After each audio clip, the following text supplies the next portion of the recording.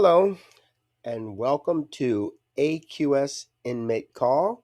I am your host, Joel Wilborn. Now, as the year 2025 was coming to a close, I read in the newspaper about the death of a man named Robert Davis. And this brought up some memories of a case that had happened several years earlier. Now, this man donated his organs, and so somebody was going to be fortunate enough to get a liver and a kidney from this individual. And I'm not sure how the people who receive these would feel about getting organs from a person that has a background like this. But in the United States, all people are innocent until proven guilty. And this person was a suspect in a murder, but he wasn't convicted. And that's something that will never happen. And the investigation of this murder will continue even after his death. Now, just to give you a background on what prompted me to do this story, we have to start with a young lady that I didn't personally know, but I know people that were in her circle. And I definitely know her circumstances because she's not, her lifestyle, her state of mind, and her background is very common amongst a lot of people in her age group. And there's a lot of things that can be done to help these folks.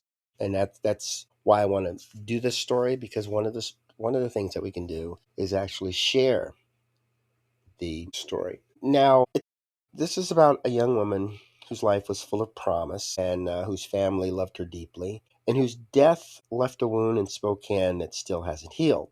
To understand this case, we have to begin with Kala herself. According to interviews with her family and reporting from Dateline NBC, Kala was 20 years old, outgoing, caring, and deeply connected to both sides of her family. Even after her parents' divorced, she stayed close with her brother, Forrest, and her cousin, Julie, who described Kala as a wild child, spirited, bright, and full of heart. Kala struggled at times, especially in her teenage years, but by 2012, she was trying to turn her life around. She was attending church twice a week with her mother and had dreams of becoming a nurse, a path inspired by her desire to help others. A lot of people that I talk to that are in the same state as Kala, that's what they look forward to as well. They want to help folks. They want to get into counseling. They want to get into nursing. Some even get into law enforcement, or they'll actually become an attorney or a representative or start a business as a way to pay it forward. And I encourage this. This is, in a lot of cases, this is about the only path they can take because nobody else will take them. And Kala was heading down that path. And it's very successful because she would set a goal and she would reach it and she would feel an accomplishment. I'm seeing that happen today. But in Kala's case, in late March of 2012, she stopped showing up to church, something her family immediately noticed. She had been staying between friends, relatives, and her boyfriend's homes, but she always kept in touch. When days turned into weeks, her brother Forrest drove from Lewiston, Idaho, to Spokane to search for her. After speaking with friends and family and finding no trace, he filed a missing persons report on April 2012. On May 13th, 2012, a month after she vanished, Kala's remains were found in a wooded area in southwest Spokane, inside a sleeping bag. The condition of the scene was disturbing, but early on, the Spokane County Medical Examiner ruled her manner of death undetermined. For Kala's family, this was devastating. They knew she hadn't simply disappeared. They knew something violent had happened. It would take 10 years until May 2022 for the manner of death to be officially changed to homicide. For years, the case remained cold, but investigators continued working leads, and eventually attention focused on one man, Robert G. Davis. According to reporting from KTVB and KREM, Davis was believed by investigators to be responsible for Kala's death. Spokane Major Crimes Unit referred a first-degree murder charge to prosecutors in 2022, but prosecutors never formally charged him. Davis was already in custody in Idaho for a separate violent crime, a 2014 attack on which he strangled a woman nearly to death. Investigators were still building the case when, in late 2025, Davis died while on parole in Boise. This meant he would never face trial for Kala's murder. Kala's family had lived with uncertainty for more than a decade.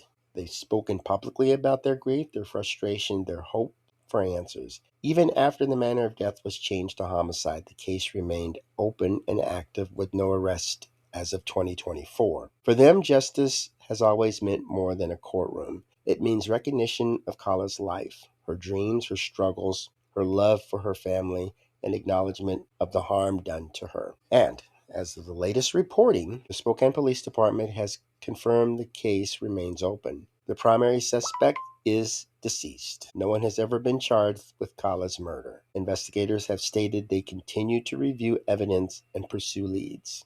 Kala's story is a reminder of how long justice can take and how often families are left waiting, advocating, and grieving in public. And I don't think I really would have spoken about this had it not been for the death of the main suspect. And it breaks my heart that closure may never come, or it might be slow to come. But just think what the family's going through. And can we prevent something like this from happening? I know in the immediate family, even if you go out and you bend over backwards to help people, it's up to the individual. And we have to accept that. We have to accept that Kala made these decisions, and Kala had places she can go and she could talk to, and she had good hope. There was a lot in her future that was bright, but she got caught up in it. And we can't blame ourselves for that ever. The best we can do is just be there and hope the person reaches out. And drug addiction, I think, is the worst. We have prisons across the country that are filled with people that are addicted to drugs, and they get involved in this kind of stuff.